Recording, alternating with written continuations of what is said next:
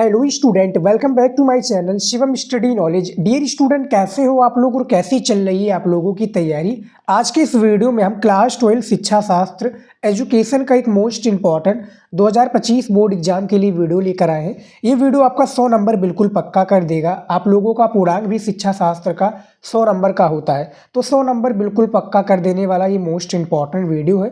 Paper में बार बार आते हैं ये सभी प्रश्न जो इस वीडियो में हम आपको बताने वाले हैं, ठीक है। तो काफ़ी इंपॉर्टेंट वीडियो आप सभी के लिए होने वाला है। 6 मार्च को आपका पेपर है शिक्षा शास्त्र का, तो 6 मार्च की तैयारी के लिए मैं संपूर्ण आपकी तैयारी कराने वाला हूं। इस क्लास में मैराथन क्लास होने वाला है आप सभी के लिए शिक्षा शास्त्र का।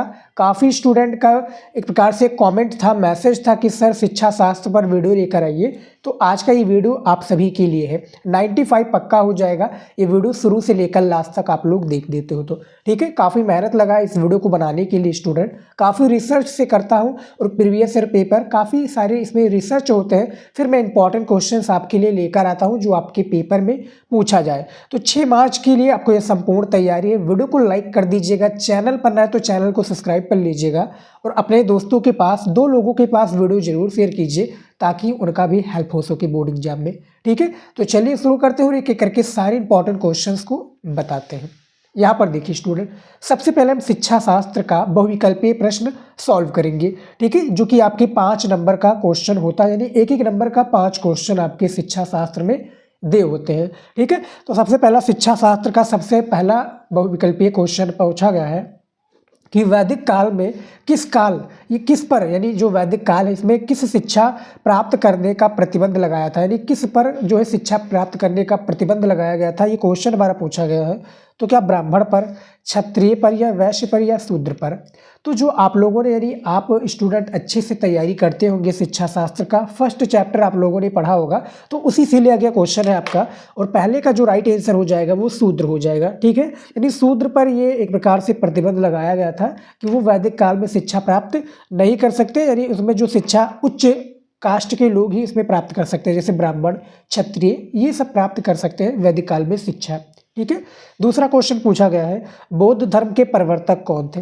आप लोगों ने स्टडी की होगी तो जो आप देखे जाए स्टूडेंट, तो ये चैप्टर वाइज आपका क्वेश्चन है, ठीक है। चैप्टर वाइज इसमें क्वेश्चंस दिए हुए हैं और ऐसे ही आपके पेपर में भी आएंगे, खासकर शिक्षा शास्त्र में।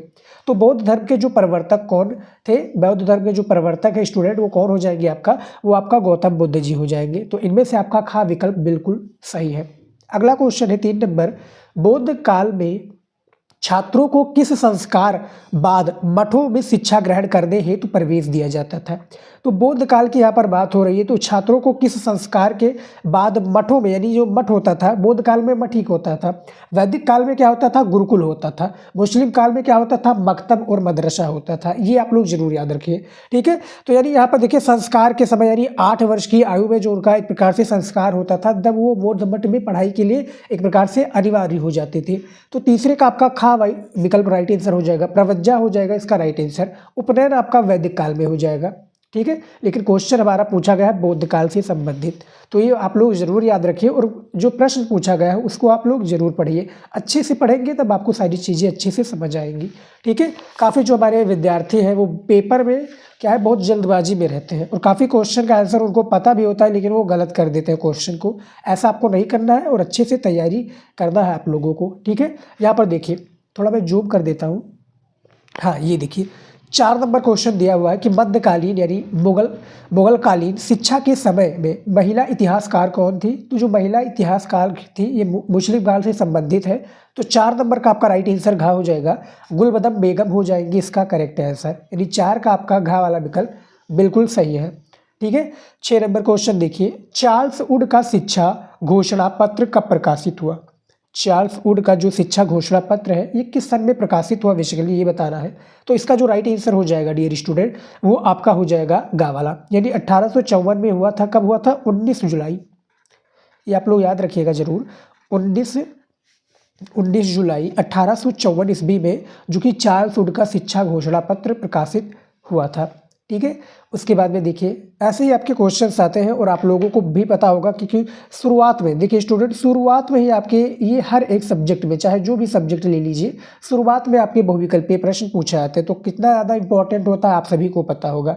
इसीलिए मैं ज़्यादा से ज़्यादा बहुविकल्पीय और निश्चित उत्तरीय प्रश्न, अति लघु उत्तरीय क्वेश्चन और जो मॉडल पेपर है उसको भी मैं लेकर आता हूँ, ताकि आपकी तैयारी बहुत ही बेहतरीन तरीके से हो पाए और आप लोग भी अब 100% स्टडी पर ध्यान दीजिए। ठीक है, जो आप इंस्टा रील और जो मतलब मोबाइल पर घंटों घंटों बिता देते थे, अब वो कम कर दीजिए, क्योंकि टाइम कम बचा है। 1 महीना आपका बचा है, यानी 1 महीने से भी एक प्रकार से रख सकते हैं। हमारे लिए 1 महीना है, अच्छे से जो तैयारी कर रहे हैं उनके लिए 1 महीने ही इनफ होता है। आप लोग अच्छे से तैयारी कीजिए, आप भी अपना अच्छा स्कोर कर सकते हैं। और शिक्षा शास्त्र जो आप लोग समझते हैं कि बोरिंग सब्जेक्ट है, बोरिंग सब्जेक्ट नहीं है। बस आप लोग जब पढ़ेंगे तो ये इंटरेस्टिंग लगने लगेगा, क्योंकि मुझे भी पहले ही बोरिंग सब्जेक्ट लगता था शिक्षा शास्त्र। लेकिन मैं आपको बताना चाहूँगा इसमें क्या है, मैंने अच्छे से तैयारी नहीं की थी और पेपर में मेरा कितना नंबर आया था, 84 नंबर।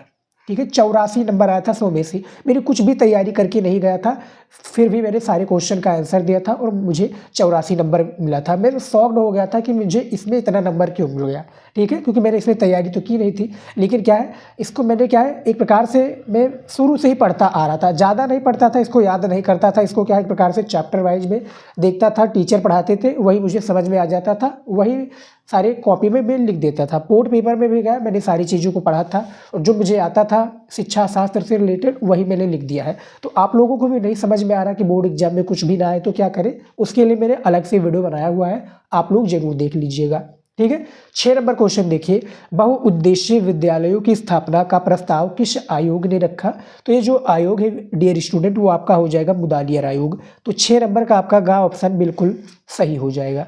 ठीक है, उसके बाद में देखिए यहाँ पर 7 नंबर क्वेश्चन पूछा गया है, शिक्षा से मेरा अभिप्राय विद्यालय में दी जाने वाली शिक्षा से है, ये कथन किसका है। यानी कोई एक शिक्षा शास्त्री है जो ये कथन दिया, आप देख सकते हैं कि डबल इन्वर्टेड कामा के अंदर है कि शिक्षा से मेरा एक अभिप्राय है कि विद्यालय यानी स्कूल में दी जाने वाली शिक्षा से है। तो ये कथन जो विश्व के लिए है डियर स्टूडेंट, वो आपका हो जाएगा मदन मोहन मालवीय जी का, यानी पंडित मदन मोहन मालवीय जी इसके राइट आंसर हो जाएंगे। और ये एक प्रकार से क्या है, शिक्षा शास्त्री भी है। इनसे भी रिलेटेड आपके क्वेश्चन शिक्षा शास्त्र में काफ़ी पूछे जाते हैं। ठीक है, 8 नंबर क्वेश्चन देखिए, बनारस में सेंट्रल हिंदू कॉलेज की स्थापना किसने की थी। बनारस की यहाँ पर बात हो रही है, तो इनमें से राइट आंसर हो जाएगा स्टूडेंट, यहाँ पर किसकी बात हो रही है, सेंट्रल हिंदू कॉलेज की। ठीक है, तो एनी वेसट जी हो जाएगी। 8 नंबर का गा ऑप्शन आपका बिल्कुल सही हो जाएगा। एनी वेसट पर टिक लगाइएगा जब ये क्वेश्चन पूछा जाए। ठीक है, चलिए देखते हैं, और भी बहुत सारे क्वेश्चंस हैं, मैं आपको बताऊंगा, सारे क्वेश्चंस का आंसर दूंगा। ठीक है, 9 नंबर क्वेश्चन देखिए, गांधी जी के अनुसार शिक्षा का माध्यम होना चाहिए। तो गांधी जी के अनुसार जो शिक्षा का माध्यम है, इसके लिए उनके अनुसार जो मातृभाषा, यानी क्या होना चाहिए, मातृभाषा होना चाहिए। मातृभाषा हमारा क्या है, हिंदी है देखा जाए तो। ठीक है, तो इनके अनुसार भैया यही था कि भैया शिक्षा का जो माध्यम है वो मातृभाषा यानी हिंदी, या मातृभाषा जो भी हो, जैसे मान लीजिए कि आंध्र प्रदेश के तो वहाँ पर क्या है, तेलुगु बोलते हैं, तमिलनाडु के तो वहाँ पर तमिल बोलते हैं। तो ऐसे ऐसे जो है, पंजाब के लोग हैं तो पंजाबी बोलते हैं, गुजराती बोलते हैं, तो उनका अलग अलग कल्चर है, उनका अलग अलग मातृभाषा हो सकता है। ठीक है, 10 नंबर क्वेश्चन देखिए, पर्यावरण का जीवन से कैसा संबंध है। बहुत ही इंपॉर्टेंट क्वेश्चन है और इसका आंसर हर एक विद्यार्थी दे सकता है। ठीक है, तो पर्यावरण का जीवन से कैसा संबंध है डियर स्टूडेंट, देखा जाए तो घनिष्ठ संबंध है। ठीक है, तो 10 नंबर का आपका खा विकल्प बिल्कुल सही हो जाएगा। अगला क्वेश्चन दिया हुआ है 11 नंबर, विश्व पर्यावरण दिवस प्रतिवर्ष मनाया जाता है, यानी हर साल आपके, यानी प्रतिवर्ष जो एक प्रकार से ये विश्व पर्यावरण दिवस मनाया जाता है। तो देखा जाए ये कब मनाया जाता है डियर स्टूडेंट, आप सभी को पता होगा इसका आंसर 5 जून को, यानी हर वर्ष 5 जून को विश्व पर्यावरण दिवस मनाया जाता है। विश्व जनसंख्या दिवस कब मनाया जाता है, कमेंट में जरूर बताइएगा। इन्हीं ऑप्शंस में से आपका एक करेक्ट आंसर हो जाएगा। ठीक है, तो जो होशियार स्टूडेंट होंगे इनका आंसर पता होगा। 12 नंबर क्वेश्चन देखिए, आग लगना, ठीक है, आग लगना या अग्निकांड किस प्रकार की आपदा है। ठीक है, तो आग लगना या अग्निकांड जो डियर स्टूडेंट आपदा है, ये आपका आपदा मानवकृत आपदा है। ठीक है, यानी आग तो भैया ऊपर से बरसने नहीं लगेगा कि भगवान ने कहा भैया मैं आग शक्ति से बरसा रहा हूँ, तो ऐसा तो होगा नहीं। अग्निकांड भी नहीं होगा। देखा जाए जो एक प्रकार से प्राकृतिक आपदा की यहाँ पर मैं बात करूँ तो वो आपका भूस्खलन हो गया, फिर सुनामी हो गया, फिर भूकंप हो गया, बादल फटना हो गया, तूफान हो गया, सब प्राकृतिक आपदा के अंतर्गत आता है। लेकिन आग लगना डियर स्टूडेंट जब भी क्वेश्चन पूछा जाए तो ये मानवकृत आपदा के अंतर्गत आता है। ठीक है, याद रखिएगा, पेपर में आपके काफ़ी पूछे जाते हैं क्वेश्चंस। ठीक है। अगला क्वेश्चन देखिए यहाँ पर 13 नंबर पूछा गया है, शिक्षा के प्रसार के लिए ऑपरेशन ब्लैक बोर्ड आरंभ हुआ था। तो जो ऑपरेशन ब्लैक बोर्ड आरंभ हुआ था ये किस सन में हुआ था? ये सन जो आपका हो जाएगा वो कौन सा हो जाएगा? सन 1987 से 88 के बीच में। ठीक है, ये दोनों में आप देख सकते हैं डिफरेंस, ऑपरेशन ब्लैक बोर्ड। ठीक है, ये आप जरूर याद रखिए। 13 नंबर का आपका का वाला ऑप्शन बिल्कुल सही हो जाएगा। अगला क्वेश्चन देखिए यहाँ पर दिया हुआ 14 नंबर क्वेश्चन, अखिल भारतीय प्रौढ़ शिक्षा परिषद की स्थापना कब हुई? ठीक है, तो ये 1939 में हुई थी, यानी 14 नंबर का आपका राइट आंसर गा हो जाएगा। 1939 में अखिल भारतीय प्रौढ़ शिक्षा परिषद की स्थापना हुई थी। ठीक है, उसके बाद में देखिए अगला क्वेश्चन 15 नंबर, कौन सा प्रांत भारत की जनगणना 2011 के अनुसार सबसे अधिक जनसंख्या वाला है? यानी 2011 की जनगणना से अनुसार भारत का कौन सा राज्य सबसे अधिक जनसंख्या वाला है? तो फिलहाल जो मैं बात करूँ ये क्वेश्चन, इसका आंसर हर एक विद्यार्थी को पता होगा जो हमारे चैनल से स्टडी करते होंगे, और वैसे भी ये क्या है, कॉमन क्वेश्चन है, जीके रिलेटेड भी पूछे जाते हैं और सभी को पता होगा। उत्तर प्रदेश इसमें से निसंकोच जब भी क्वेश्चन पूछा जाए तो उत्तर प्रदेश पर टिक लगाइएगा। फिलहाल की मैं वर्तमान की जनसंख्या बात करूँ कि उत्तर प्रदेश में कितना निवास करती है, तो लगभग 24 से 25 करोड़ जनसंख्या पूरे भारत का क्या केवल उत्तर प्रदेश में निवास करती है। ठीक है, तो सबसे अधिक जनसंख्या वाला राज्य हमारा उत्तर प्रदेश हो जाएगा। ठीक है, तो 15 का आपका का ऑप्शन बिल्कुल सही हो जाएगा। अगला क्वेश्चन देखिए 16 नंबर दिया हुआ है, देखिए क्या दिया हुआ है कि निम्न में से कौन अधिगम के प्राथमिक नियमों में शामिल नहीं है? यानी जो अधिगम है इसके जो प्राथमिक नियमों में शामिल नहीं है तो वो आपका अनुप्रयोग का नियम हो जाएगा। ठीक है, यानी 16 का गा विकल्प। और देखा जाए तो अधिगम के प्राथमिक नियम में ये शामिल है, तत्परता का नियम भी है, ठीक है, अभ्यास का नियम भी है और प्रभाव का नियम भी है, लेकिन जो अनुप्रयोग का नियम है ये इसमें शामिल नहीं है स्टूडेंट। ठीक है, तो 16 नंबर का गा ऑप्शन आपका बिल्कुल सही हो जाएगा। ठीक है, यहाँ पर आप देख सकते हैं, और जब पूछा जाएगा इसके रिलेटेड क्वेश्चन यानी लघु उत्तरीय में, तो इसके बारे में थोड़ा डिटेल में लिखना पड़ेगा। मैंने अलग से वीडियो बनाया हुआ है लघु उत्तरीय प्रश्न पर, जो कि मॉडल पेपर भी मैंने सॉल्व कराया, तो उसमें भी मैं आंसर दे देता हूँ स्टूडेंट। ठीक है, अगला क्वेश्चन देखिए 17 नंबर दिया हुआ है, प्रेरणा के विभिन्न कार्य क्या है? जो प्रेरणा है इसके विभिन्न कार्य कौन कौन से हो सकते हैं? ऑप्शंस देखिए, इसी ऑप्शंस के थ्रू आपको पेपर में भी आपको कोई एक चुनकर लिखना होगा। ठीक है, मॉडल पेपर आप लोग ज़्यादा से ज़्यादा देखिए, और आप लोग अभी नए हैं, अभी आपको कुछ भी नहीं मालूम है कि हमें शिक्षा शास्त्र की शुरुआत से कैसे तैयारी करनी है। तो देखिए शुरुआत से अब आप तैयारी नहीं कर पाएंगे, अब आपको इंपॉर्टेंट क्वेश्चन तैयार करना पड़ेगा, और कोई एक ऐसा सटीक क्वेश्चन तैयार करना पड़ेगा जिससे आपका पेपर बहुत ही अच्छा जाए शिक्षा शास्त्र के लिए। तो उसके लिए आपको टॉपिक तैयार करना पड़ेगा। क्या तैयार करना पड़ेगा? टॉपिक। लगभग 90 टॉपिक आपको हमारे जो प्लेलिस्ट में मिल जाएगा। शिक्षा शास्त्र की प्लेलिस्ट में आप जाएंगे हमारे चैनल पर, चैनल को सब्सक्राइब कर लीजिएगा, और प्लेलिस्ट में जाएंगे तो वहाँ पर आपको टॉपिक वाला वीडियो मिलेगा। मैं उसका आपको PDF भी दे दूंगा, नहीं तो आप वीडियो देख लीजिए, आपके पास क्वेश्चन बैंक होगा, बस सारे क्वेश्चंस को नोट कर लीजिएगा। तो 17 नंबर जो क्वेश्चन है इसका जो सही विकल्प हो जाएगा वो घ वाला हो जाएगा। इनमें से सभी हो जाएंगे जो कि छात्र में विकास करना भी ये प्रेरणा का स्वरूप है, व्यवहार में परिवर्तन भी, ठीक है, लक्ष्य प्राप्ति में सहायता, तो ये तीनों इसका जो प्रेरणा का लक्ष्य है। 18 नंबर क्वेश्चन देखिए, यहाँ पर दिया हुआ है, विचार की किसी वस्तु को मस्तिष्क के सामने स्पष्ट रूप से लाने की प्रक्रिया क्या कहलाती है? ठीक है, तो क्वेश्चंस आप आराम से पढ़िए, वीडियो को रोककर भी पढ़ सकते हैं। तो इसका जो राइट आंसर हो जाएगा वो अवधान हो जाएगा। ठीक है, 18 नंबर का जो है गा विकल्प आपका बिल्कुल करेक्ट आंसर हो जाएगा। चलिए देखते हैं और क्वेश्चन।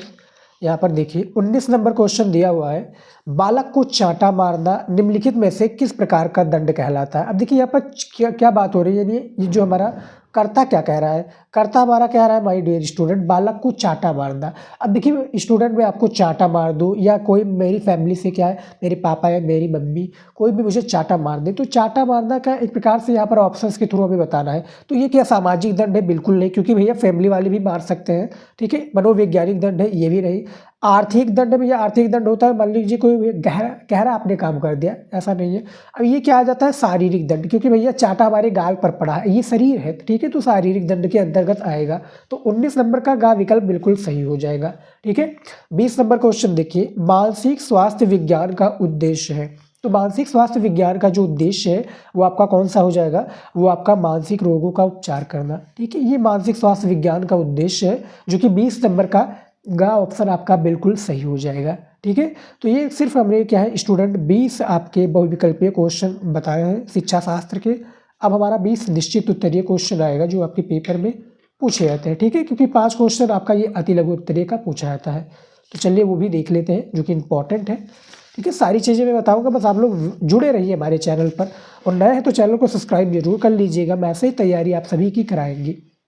देखिए आ गया हमारा निश्चित उत्तरीय प्रश्न, जो कि शिक्षा शास्त्र में आपका क्लास 12 शिक्षा शास्त्र में काफ़ी अहम भूमिका निभाता है। एक एक नंबर का टोटल कितने 5 क्वेश्चंस आपके पेपर में पूछे जाते हैं।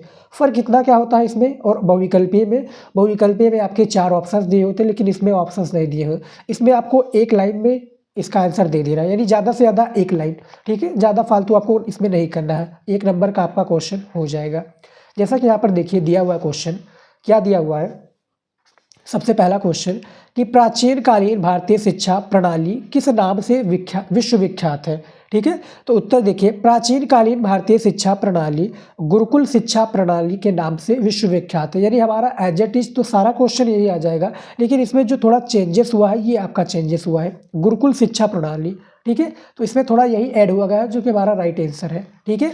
उसके बाद में देखिए अगला क्वेश्चन दिया हुआ है, दूसरा क्वेश्चन कि कठोरी आयोग का गठन कब हुआ था। तो कठोरी आयोग को जो गठन हुआ था, यहाँ पर देख सकते हैं 1964 ईस्वी को हुआ था, ठीक है। इसको शिक्षा आयोग के नाम से भी जानते हैं। कठोरी आयोग को, जो कुठारी आयोग है, इसको शिक्षा आयोग के नाम से भी जानते हैं, और इसका जो गठन हुआ था 1964 में हुआ था, ठीक है। उसके बाद में देखिए यहाँ पर तीसरा क्वेश्चन दिया हुआ है। तीसरा क्वेश्चन दिया हुआ है, राष्ट्र की प्रगति के उद्देश्य से शिक्षा का सामान्य स्तर कैसा होना चाहिए। तो उत्तर है, राष्ट्र की प्रगति के उद्देश्य में शिक्षा का सामान्य स्तर ऊंचा होना चाहिए। सिर्फ हमारा यही राइट आंसर है, बाकी का एज इट इज हो जाएगा, और 1 नंबर आपको एग्जामिनर दे देगा, ठीक है। काफ़ी कुछ इसमें ज़्यादा चेंजेस नहीं होता है, बस आपका एक वर्ड यानी एक शब्द चेंज हो जाएगा, बाकी का सारा वही रहेगा। 4 नंबर क्वेश्चन है, मैकडूगल ने कितनी मूल प्रवृत्तियां बताई हैं। तो उत्तर है, मैकडूगल ने 14 मूल प्रवृत्तियां बताई हैं, ठीक है। ये आंसर है हमारा। और आप लोगों से रिक्वेस्ट है स्टूडेंट, आप लोगों ने क्या है अच्छे से तैयारी करना चाहते हैं और आप लोग मॉडल पेपर नहीं देखते, उसको इग्नोर कर देते हैं, तो बहुत बड़ी गलती कर रहे हैं। मैं पहले बता रहा हूँ स्टूडेंट, क्योंकि आप जब जाएंगे बोर्ड एग्जाम में, आपका 6 मार्च का पेपर है, और पेपर देने के टाइम आपको क्वेश्चन जो मैंने बताया है आपने तैयार नहीं किया और वो आ गया क्वेश्चन, तो बाद में कहोगे कि सर आपने तो कुछ बताया नहीं, जो मेरे पढ़ कर गया था मुझे आता ही नहीं है। और आप जब पेपर लेकर आओगे, ठीक है, मैं आपको उसका पूरा सोल्यूशन दूंगा, ठीक है। मैं गारंटी लेता हूँ कि मैं पूरा, इसीलिए मैं गारंटी लेकर मैं पढ़ाई कराता हूँ स्टूडेंट, ठीक है, कि मैं जितना भी बता रहा हूँ उसमें से आपका नहीं आया 2025 का मैं जितना भी वीडियो आपको सामने रख दूँ शिक्षा शास्त्र का, उसमें से ना आए तब फिर आप मुझको बताना, ठीक है। लेकिन जो उसमें से मैं बता रहा हूँ आपने नहीं तैयार किया, तो उसमें आपकी गलती है। तो इसीलिए मैं कहता हूँ 100% स्टडी पर ध्यान दीजिए। प्लेलिस्ट आप देख लीजिए, हर एक सब्जेक्ट का प्लेलिस्ट है, फ्री में आपको मिल जाएगा। ये नहीं कि उसके लिए आपको पैसे देने होंगे। काफ़ी लोग कोर्सेज बेचते हैं, लेकिन मैं फ्री में आपको सारी चीज़ें, मॉडल पेपर, PDF वगैरह, टेलीग्राम नहीं ज्वाइन किया तो कर लो, वहाँ पर मैं सारी चीज़ें देता हूँ। और 100% स्टडी पर ध्यान दीजिए, का टाइम कम बचा है, ठीक है। पेरेंट्स को प्रोवाइड, जो एक प्रकार से पेरेंट्स को अपने अच्छा एक प्रकार से प्राउड फील कराइए अच्छे नंबर लाकर, ठीक है। आप अपने जो गांव है, अपने शहर है, उससे आगे निकल कर थोड़ा अच्छे नंबर लेकर आओगे तो अच्छा एक प्रकार से समाज में भी नाम होगा, और कहेंगे कि उनके बच्चे ने ये कर दिखा दिया, अच्छा नंबर लाकर दिखा दिया। तो अच्छे से मेहनत कीजिए स्टूडेंट, यही मेरी।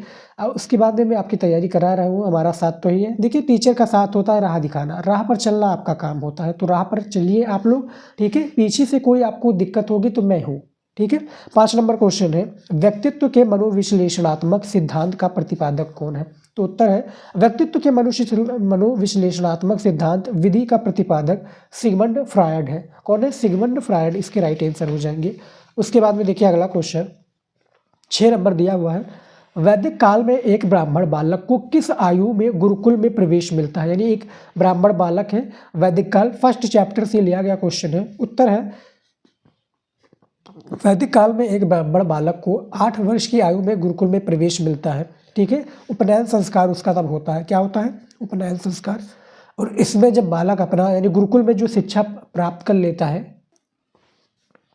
गुरुकुल में जब शिक्षा प्राप्त कर लेता है तो स्टूडेंट 25 वर्ष की आयु में उसका एक संस्कार और होता है। आप लोग कमेंट में बताइएगा वो संस्कार कौन सा होता है, ठीक है। वो संस्कार कराने के बाद में बालक अपना शिक्षा कंप्लीट कर लेता है।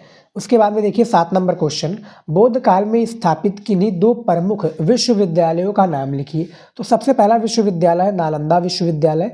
नालंदा विश्वविद्यालय कहाँ पर है स्टूडेंट? पटना में है, पटना बिहार में है।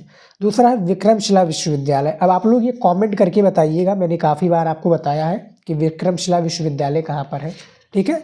उसके बाद में देखिए 8 नंबर क्वेश्चन, कलकत्ता विश्वविद्यालय आयोग किस सन, यहाँ पर देखिए कलकत्ता विश्वविद्यालय आयोग किस सन में गठित किया गया तथा इसका अध्यक्ष कौन था? तो उत्तर है कलकत्ता विश्वविद्यालय आयोग 1917 ईस्वी में गठित किया गया तथा इसका अध्यक्ष माइकल सैडलर था। कौन था भैया? Michael Sadler. तो ये 8 नंबर क्वेश्चन का आंसर है और आप लोग लिख रहे हैं तो अच्छी बात है, क्योंकि ये सभी क्वेश्चन जितना भी मैं बता रहा हूँ इंपॉर्टेंट क्वेश्चन है, ठीक है स्टूडेंट, पेपर में पूछे जाने वाले, काफ़ी रिसर्च से लेकर आया हूँ क्वेश्चंस को।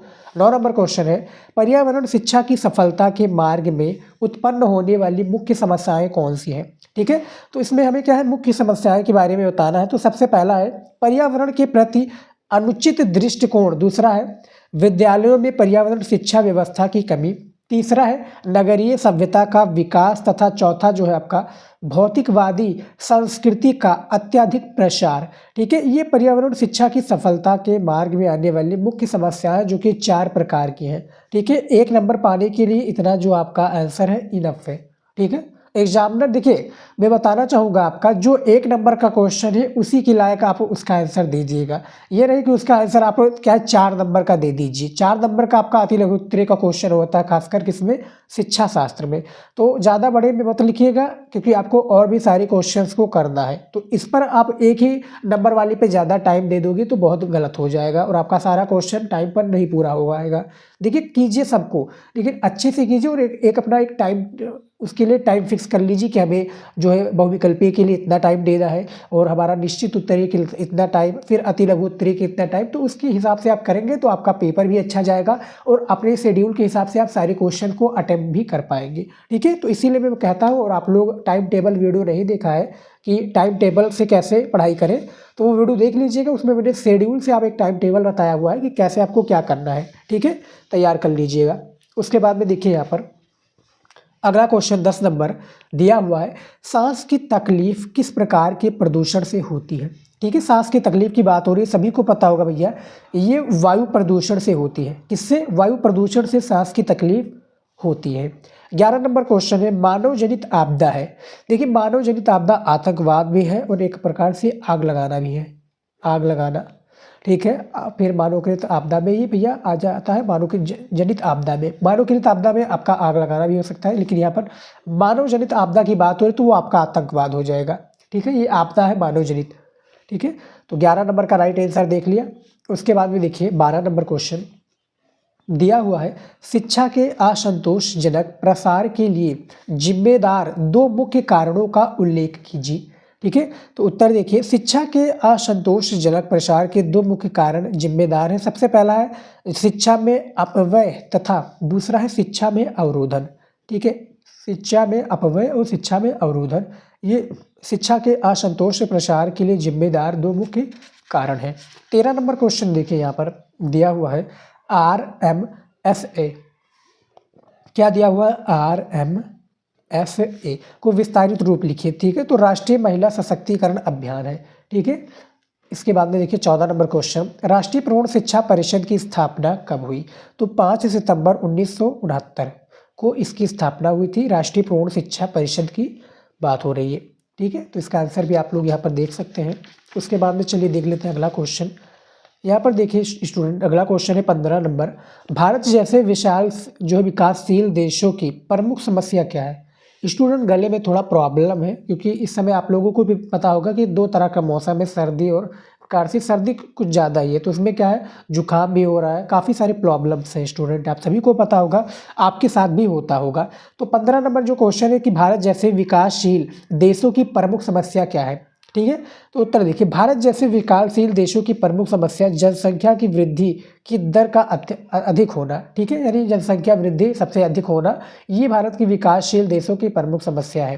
ठीक है, उसके बाद में देखिए 16 नंबर क्वेश्चन, किसने कहा ज्ञान और अभिवृत्ति की प्राप्ति ही अधिगम है? यानी किसने, कोई एक शिक्षा शास्त्री है जिन्होंने कहा कि ज्ञान और अभिवृत्ति की प्राप्ति ही क्या है, अधिगम है। तो ये जो कथन है क्रो तथा क्रो ने कहा। कौन कहा भैया? क्रो तथा क्रो ने कहा है। 17 नंबर क्वेश्चन देखिए, भूख एवं प्यास किस प्रकार के अभिप्रेरक माने जाते हैं? ठीक है, भूख एवं प्यास जो किस प्रकार के अभिप्रेरक माने जाते हैं, तो उत्तर देखिए जन्मजात अभिप्रेरक माने जाते हैं। भैया भूख हमें जन्म से ही प्रारंभ लग जाता है, ठीक है, प्यास भी हमें जन्म से ही लग जाता है, बाकी का सारा नहीं पता, लेकिन ये एक दिमागी क्वेश्चन है, इसका आंसर आप लोग दे सकते हैं। बहुत ही ईजी क्वेश्चन है कि भूख और प्यास सभी को पता होगा भैया, ये जन्म से ही प्रारंभ हो जाता है। जैसा ही हमारा जन्म होता है वैसे मुझे भूख लगना प्रारंभ हो जाता है, वैसे ही प्यास लगना भी प्रारंभ हो जाता है, ठीक है। उसके बाद में देखिए 18 नंबर क्वेश्चन, रुचि के कितने प्रकार हैं? जो रुचि के प्रकार हैं वो 2 प्रकार हैं भैया। रुचि 2 प्रकार के होते हैं, जन्मजात रुचि, ठीक है, और अर्जित रुचि। जन्मजात यानी जो जन्म से ही हमें भैया हो जाता है, अर्जित जो हम अर्जित करते हैं, ठीक है। आप सभी को पता होगा रुचि के क्या होते हैं अर्थ, ठीक है। उसके बाद में देखिए 19 नंबर क्वेश्चन, जो कि निश्चित उत्तरीय का क्वेश्चन है, बहुत ही इंपॉर्टेंट क्वेश्चन है। देखिए, आपके विचार से दंड का कौन सा उद्देश्य सर्वोत्तम है? ठीक है, दंड की यहाँ पर बात हो रही है, तो उत्तर है मेरे विचार से दंड का सुधारात्मक उद्देश्य सर्वोत्तम है। क्या उद्देश्य भैया सर्वोत्तम है? सुधारात्मक उद्देश्य सर्वोत्तम है। आखिरी क्वेश्चन है हमारा निश्चित उत्तरीय का 20 नंबर क्वेश्चन कि मनोविश्लेषण के जनक कौन थे? यानी मनोविश्लेषण के जो जनक है वो कौन थे? उत्तर के साथ बताना है। तो देखिए, मनोविश्लेषण के जनक सिगमंड फ्रायड थे। कौन थे भैया? सिगमंड फ्रायड थे मनोविश्लेषण के जनक। तो ये आखिरी क्वेश्चन था 20 नंबर, जो कि मैंने आपको बता दिया है। आई होप कि आप लोगों ने ये 20 हमारे निश्चित उत्तरीय क्वेश्चंस को देखा होगा। काफ़ी इंपॉर्टेंट क्वेश्चन है और एक एक नंबर आपके लिए बहुत ही इंपॉर्टेंट है, ठीक है। तो अब चलिए देख लेते हैं हमारा अति लघु उत्तरीय प्रश्न। अब हमारा आ चुका है स्टूडेंट अति लघु उत्तरीय प्रश्न, जो कि आपके पेपर में शिक्षा शास्त्र में 4 नंबर का एक क्वेश्चन होता है, ठीक है। शिक्षा शास्त्र का एक क्वेश्चन है, 4 नंबर का प्रत्येक क्वेश्चन आपका अति लघु उत्तरीय का होता है और टोटल आपके पेपर में 6 क्वेश्चन पूछे जाते हैं, ठीक है। तो यहाँ पर देखिए 4 नंबर का क्वेश्चन है और 25 शब्दों में हमें इसका आंसर देना होता है, ठीक है। तो 6 क्वेश्चन है और 4 नंबर का पूछा जाता है। तो यहाँ पर देख सकते हैं इसका आंसर मैं आपको बताने वाला हूँ, काफ़ी इंपॉर्टेंट ये भी होने वाला है वीडियो। देखिए, सबसे पहला है क्वेश्चन पूछा गया शिक्षा शास्त्र का कि भारतीय शिक्षा व्यवस्था में सर्वाधिक महत्वपूर्ण भूमिका निभाने वाले लॉर्ड मेकाले का तटस्थ मूल्यांकन कीजिए, ठीक है। यानी यहाँ पर देखिए सर्वाधिक महत्वपूर्ण जो भूमिका निभाने वाले लॉर्ड मेकाले हैं, इनका हमें तटस्थ मूल्यांकन करना है। उत्तर देखिए, भारत में आधुनिक शिक्षा व्यवस्था स्थापित करने में सर्वाधिक महत्वपूर्ण भूमिका लॉर्ड मेकाले की रही है। यानी भैया इसमें जो लॉर्ड मेकाले हैं इनकी शिक्षा, इनकी में एक प्रकार से भूमिका रही है। लॉर्ड मेकाले प्रशंसा एवं निंदा दोनों के ही पात्र रहे हैं। लॉर्ड मेकाले के प्रशंसक उन्हें आधुनिक भारतीय शिक्षा के पथ प्रदर्शक स्वीकार करते हैं। मेकाले ने भारतीय जनता को मानसिक रूप से गुलाम बना दिया, ठीक है। यानी इसमें थोड़ा और इसका आंसर हो जाएगा, लेकिन यहाँ पर मुझे इतना लगा कि इनफ है, पर्याप्त है। इतना लिख दोगे आप लोग अच्छे से राइटिंग से तो 4 नंबर एग्जामिनर भैया दे देगा, ठीक है। और थोड़ा आप राइटिंग लिख दोगे तो 4 नंबर तो आपका पूरा फिक्स रखेगा हर एक अति लघु उत्तरीय क्वेश्चन में, ठीक है। तो पहले क्वेश्चन का आपका राइट आंसर है, यहाँ पर आप देख सकते हैं। वीडियो को रोक कर भी आप लोग लिखना चाहते हैं तो लिख लीजिएगा, ठीक है। दूसरा क्वेश्चन देखिए, यहाँ पर थोड़ा मैं और जूम कर देता हूँ। हाँ, ये देखिए दूसरा क्वेश्चन है, आपके विचार अनुसार शिक्षा के स्तर को ऊंचा उठाना क्यों आवश्यक है? यानी हमारे और आप लोगों के विचार अनुसार बता रहा है कि शिक्षा का जो स्तर है, शिक्षा के स्तर को ऊंचा उठाना क्यों आवश्यक है? तो देखिए उत्तर है, विभिन्न कारणों से हमारे देश में शिक्षा का स्तर सामान्य से निम्न है, ठीक है। अतः शिक्षा के स्तर को उठाना अति आवश्यक है। वास्तव में देश की प्रगति एवं व्यक्तिगत कुशलता में वृद्धि करने के लिए शिक्षा के सामान्य स्तर को उन्नत करना अनिवार्य है। क्या है? शिक्षा को सामान्य स्तर को उन्नत करना क्या है? अनिवार्य है। तो ये 2 नंबर क्वेश्चन का राइट आंसर है, यहाँ पर आप इसका आंसर देख सकते हैं, ठीक है। बहुत ही इंटरेस्टिंग क्वेश्चन पूछा गया और इसका आंसर भी है, ठीक है। पूर्ण रूप से इसका आंसर भी मैं आपको बता रहा हूँ, कोई दिक्कत नहीं है, कोई इशू नहीं है। और आप लोगों के कोई भी बोर्ड एग्जाम से रिलेटेड डाउट बचते हैं स्टूडेंट या आप पूछना चाहते हैं तो इंस्टाग्राम की आईडी नीचे दी हुई है, शिवम स्टडी नॉलेज। आप इंस्टाग्राम पर भी सर्च करेंगे तो फॉलो आप लोग जरूर कर लीजिएगा, ठीक है। और टेलीग्राम ज्वाइन कर लीजिए, वहाँ पर मैं फ्री में PDF नोट्स वगैरह देता हूँ। और बोर्ड एग्जाम से रिलेटेड आप हमसे कुछ भी पूछना चाहते हो तो टेलीग्राम वो है इंस्टाग्राम, और आपके यानी बोर्ड एग्जाम से कोई भी न्यूज़ खबर आती है कि क्या चेंजेस हुए क्या नहीं, तो मैं व्हाट्सएप पर प्रोवाइड करता हूँ। ठीक है, तो व्हाट्सएप पर भी हमें फॉलो कर लीजिएगा, सारा आपको जो है आईडी मिल जाएगा डिस्क्रिप्शन में, तो चेकआउट जरूर कर लीजिएगा। ये दूसरा क्वेश्चन, इसका आंसर भी मैंने आपको दे दिया है। अगला क्वेश्चन देखिए, यहाँ पर देखिए 3 नंबर क्वेश्चन पूछा गया है कि जन्मजात रुचि को सोदाहरण स्पष्ट कीजिए, यानी हमें इसका अर्थ बताना है अच्छे से। तो उत्तर देखिए, जन्मजात रुचि मूल प्रवृत्तियों पर आधारित होती है और मनुष्य के स्वभाव तथा प्रकृति में निहित होती है। इनका स्रोत व्यक्ति के अंदर जन्म से ही विद्यमान होता है, यानी जो इनका स्रोत है क्या है भैया, व्यक्ति के अंदर जन्म से ही विद्यमान होता है। तो ये क्वेश्चन पूछा गया कि जन्मजात रुचि को उदाहरण स्पष्ट से बताना है, तो इसका आंसर यहाँ पर आप देख सकते हैं। अगला क्वेश्चन है 4 नंबर, मानसिक स्वास्थ्य विज्ञान के मुख्य उद्देश्य क्या है। ठीक है, मानसिक स्वास्थ्य विज्ञान के मुख्य उद्देश्य के बारे में बताना है। उत्तर देखिए, मानसिक स्वास्थ्य विज्ञान के मुख्य उद्देश्य इस प्रकार है। सबसे पहला है क्रू, क्या है, क्रो एवं क्रो, मानसिक अस्वस्थता एवं, यहाँ पर देखिए मानसिक अवस्था, क्या पूछा गया है, अव्यवस्था एवं अस्वस्थता को नियंत्रित करना तथा मानसिक रोगों को दूर करने के उपायों की खोज करना, ये क्रो के अनुसार मानसिक स्वास्थ्य विज्ञान का उद्देश्य है। दूसरा है, मानसिक स्वास्थ्य विज्ञान का उद्देश्य ऐसे साधनों को एकत्र करना है जिससे साधारण मानसिक रोगों को नियंत्रित किया जा सके। ठीक है, यानी साधारण जो रोग हैं इससे क्या है, नियंत्रित किया जा सकते। तो ये दूसरे पॉइंट हैं जो कि मानसिक स्वास्थ्य विज्ञान के उद्देश्य को प्रभावित करते हैं। ठीक है, उसके बाद में देखिए अगला क्वेश्चन 5 नंबर, बुद्धि अमूर्त चिंतन की योग्यता है, इसके बारे में बताना है हमें। ठीक है, तो देखिए उत्तर है, बुद्धि की अवधारणा को स्पष्ट करते हुए कुछ विद्वानों ने बुद्धि को अमूर्त चिंतन की योग्यता के रूप में प्रस्तुत किया है। ठीक है, इन विद्वानों में मुख्य है, इनमें जो विद्वानों में मुख्य रूप से है मैं दिखाना चाहूँगा आपको। ठीक है स्टूडेंट, ये देखिए इनमें जो मुख्य रूप से है बिने तथा टर्मन, ये मुख्य रूप से है। इन विद्वानों का मानना है कि किसी भी प्रस्तुत होने वाली समस्या को समझने के लिए बौद्धिक योग्यता की आवश्यकता होती है, यानी भैया कोई भी पॉइंट को समझने के लिए जो बौद्धिक आवश्यकता होती है, यानी बौद्धिक योग्यता की आवश्यकता होती है, ये इसमें बताया गया है। तो बुद्धि अमूर्त चिंतन की योग्यता क्या है, इसका आंसर आप देख सकते हैं यहाँ पर। उसके बाद में देखिए स्टूडेंट अगला क्वेश्चन 6 नंबर पूछा गया है, वैदिक कालीन में गुरु शिष्य का जो संबंध पर प्रकाश डालिए। ठीक है, ये अति लघु उत्तर का क्वेश्चन है, 4 नंबर का क्वेश्चन ये होता है। ठीक है स्टूडेंट, कितने नंबर का, 4 नंबर का। तो वैदिक काल में जो गुरु शिष्य का संबंध है इन पर प्रकाश डालना है। तो उत्तर देखिए, प्राचीन शिक्षा में गुरु शिष्य के मध्य प्रत्यक्ष संबंध रहता था, गुरु शिष्य के सीधे संपर्क में रहता था, यानी जो गुरु है भैया वो क्या है, शिष्य के यानी सीधे संपर्क में रहता था। अतः गुरु शिष्य के शारीरिक और मानसिक शक्तियों का भी भली भांति प्रकार अध्ययन कर लेता था। उसके बाद में देखिए, गुरु अपने शिष्यों के साथ पुत्रवत यानी स्नेह करता था, यानी पिता और पुत्र के समान। यानी पूछा जाए खासकर किसमें, अति लघु उत्तरीय में, तो आपका इस तरह निश्चित उत्तरीय से पूछा जाए तो आप लोग इस तरह से इसका आंसर दीजिएगा कि गुरुकुल में जो है एक प्रकार से शिष्य का संबंध गुरु और शिष्य का पिता और पुत्र के अनुसार था, पिता और पुत्र के सेम था, यानी इसी तरह का प्रकार से था। तो ये 6 नंबर क्वेश्चन का इससे आंसर है कि वैदिक काल में गुरु शिष्य संबंध पर प्रकाश डालना था। इसका आंसर यहाँ पर आप देख सकते हैं। ठीक है, मैंने बता दिया है। अगला क्वेश्चन देखिए, पूछा गया 7 नंबर, थार्नडाइक द्वारा प्रतिपादित सीखने की विधि की शैक्षिक उपयोगिता को स्पष्ट कीजिए। ठीक है, उत्तर देखिए, इस विधि की उपयोगिता का संक्षिप्त विवरण अग्र प्रकार है। ठीक है, जो इसका विवरण है ये अग्र प्रकार है। सबसे पहला है, इस सिद्धांत को अपनाकर बालक को परिश्रमी बनाया जा सकता है, यानी क्या है, इसके लिए मेहनती बनाया जा सकता है, परिश्रमी बनाया जा सकता है। दूसरा है, ये सिद्धांत बालकों को धैर्य का पाठ पढ़ाता है, ये भी सही है।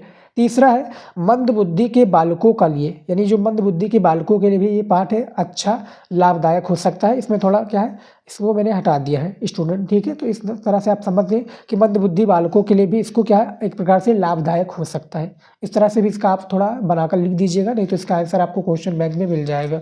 ठीक है, ये 7वें नंबर क्वेश्चन का राइट आंसर है। उसके बाद में देखिए अगला क्वेश्चन मैं आपको दिखा दूँ।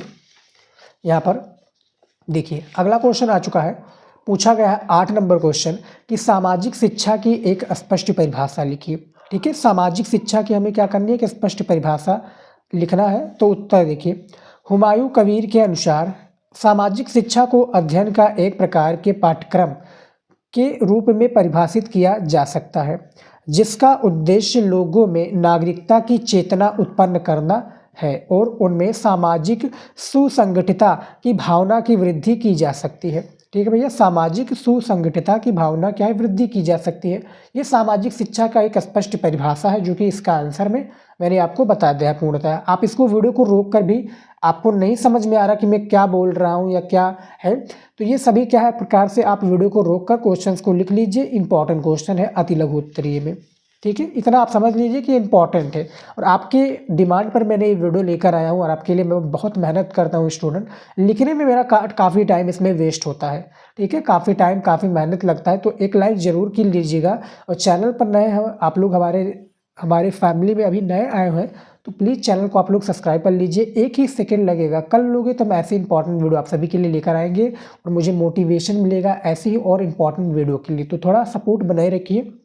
9 नंबर क्वेश्चन है, शिक्षा के प्रसार में आने वाली किन्हीं 2 समस्याओं का वर्णन कीजिए।